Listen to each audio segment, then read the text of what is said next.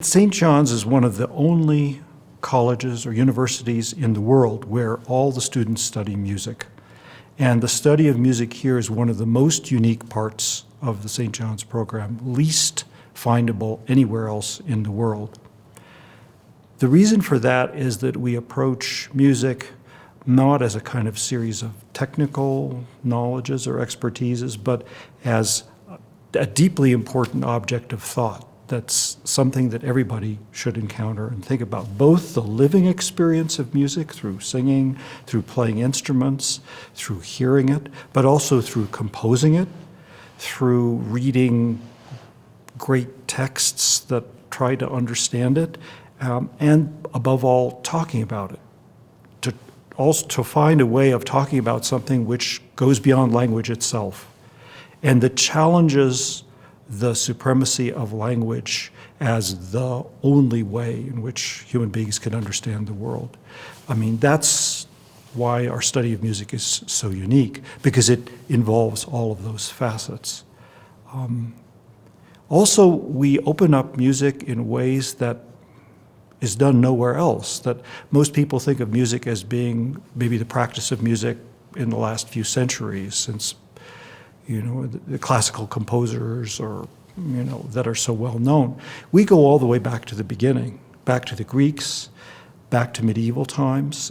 Every student studies and sings and composes Gregorian chants and starts to know a music that is alien for almost everybody, but gives a completely new insight into what music is and can be.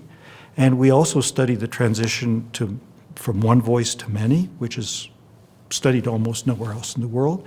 And above all, the transition from a music which is dispassionate, expressing the music of the spheres, the cosmic harmonies, far above human passions.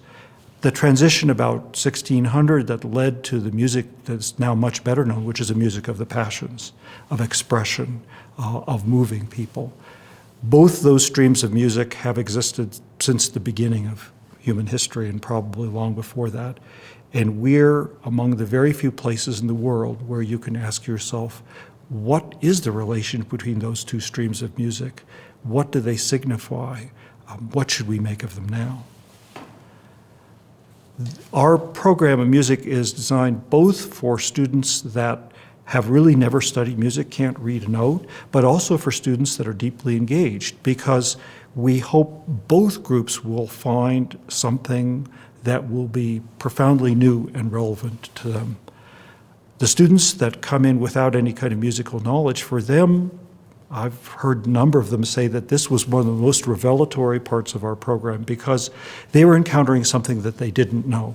Plato and Aristotle they knew about, they expected to encounter Boethius, Machaut. These were revelations to them, that music could be something like this, that they could think about it, that they could enter into it even though they were not musical or didn't have a musical background. For the students for whom music is a passion, our program also offers another way into music than the way that they're already familiar with through the study or composition of music or practice of it as a performer. Because for them, in a new way, music can be an object of thought. It's partly because we begin with music that nobody knows practically anymore, Gregorian chant, which is as alien to a person that's played piano all their life as it is to a person that's only listened to rock.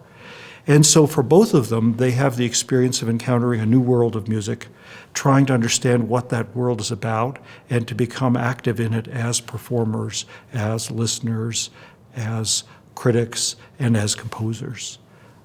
For all those reasons, it seemed to me that this music program is something really precious, extraordinary, and courageous. I think this college is one of the greatest educations in the whole world. And in fact, I think its essence is greatness. The students who come here encounter greatness, the greatness of the books, of the works of art that they study.